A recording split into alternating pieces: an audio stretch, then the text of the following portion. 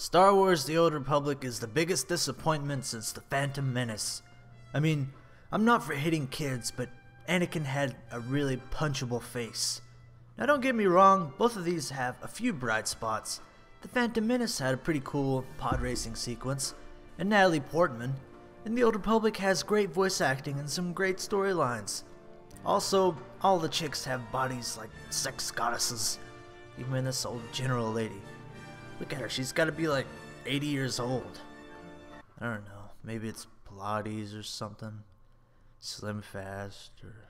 Anyway, I am a huge Star Wars fan and I followed this game very closely from the time it was announced to release, so I was just as disappointed as anyone that it didn't perform as well as suspected. Here's a little reenactment of how I felt.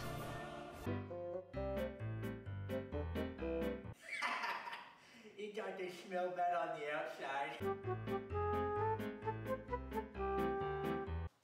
You are unwise to lower your defenses! Oh shit! Are you okay? No, Kitty, watch this part. Their possibility of navigating the asteroid field is 3,720 to 1. It's finally time! This game is gonna last forever and never get unpopular!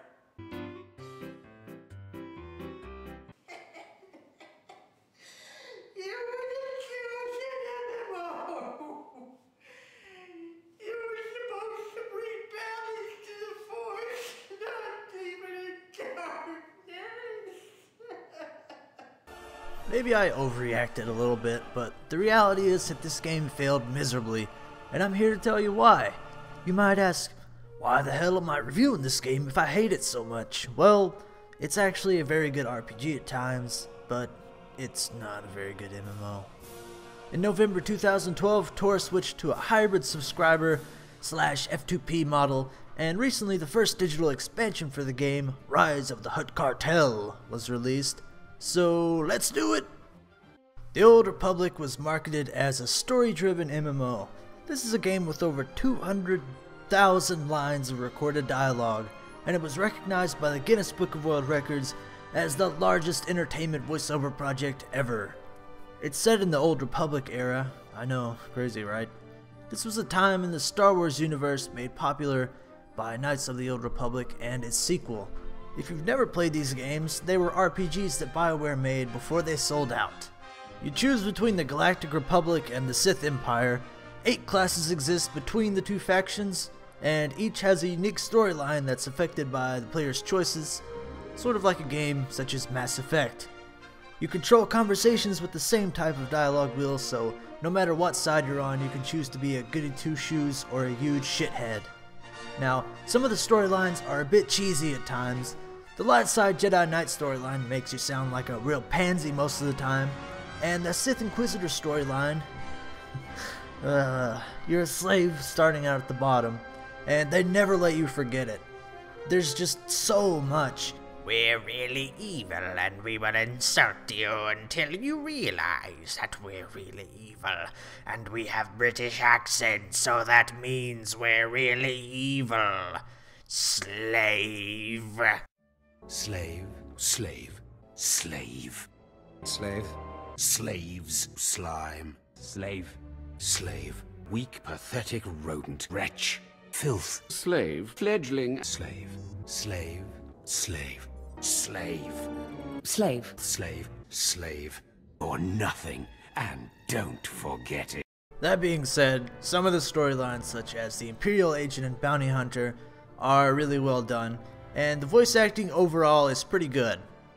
Learn how to please the people in charge, and as soon as you can, get out.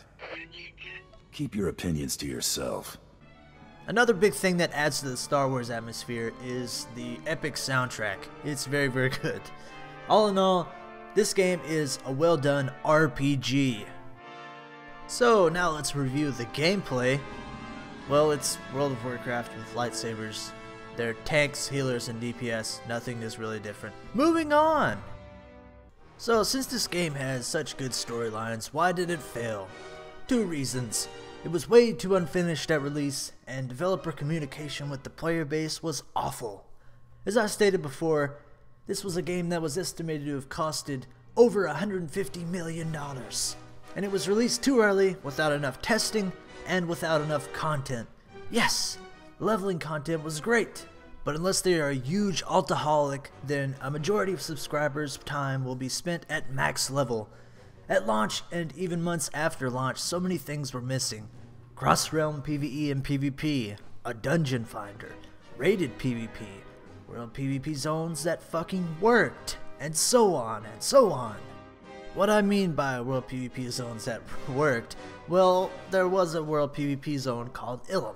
Probably the most poorly executed world PvP zone in any MMO ever.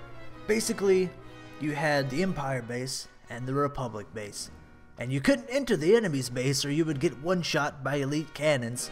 So this is what would happen in this awesome world PvP zone. Your enemy would outnumber you and camp you inside your base, then you would get enough people to outnumber them and go camp them inside their base. But wait, there's more. I forgot to mention that even on the best of computers, you would get terrible FPS because Ilum was never tested or optimized before a game launch.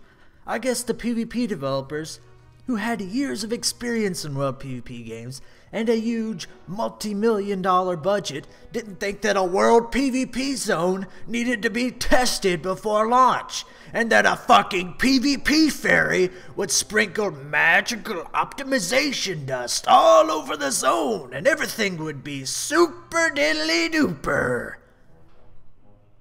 Sorry for that rant, but Ilum makes me bitter.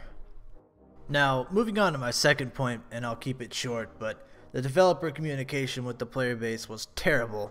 Certain big features, such as ranked PvP, were announced months ahead of a patch, only for the developers to announce the day before the patch that they would be postponed to another patch. And there are many examples of similar situations. So I'll wrap things up here by saying you should try Star Wars The Old Republic, not for its endgame, but because all the class storylines from 1 to 50 are completely free, which is a bit of a steal because some of them are amazing. You should definitely try out the Imperial Agent storyline. Click the link in the description to download the game for free, and don't forget to subscribe for more reviews in the future.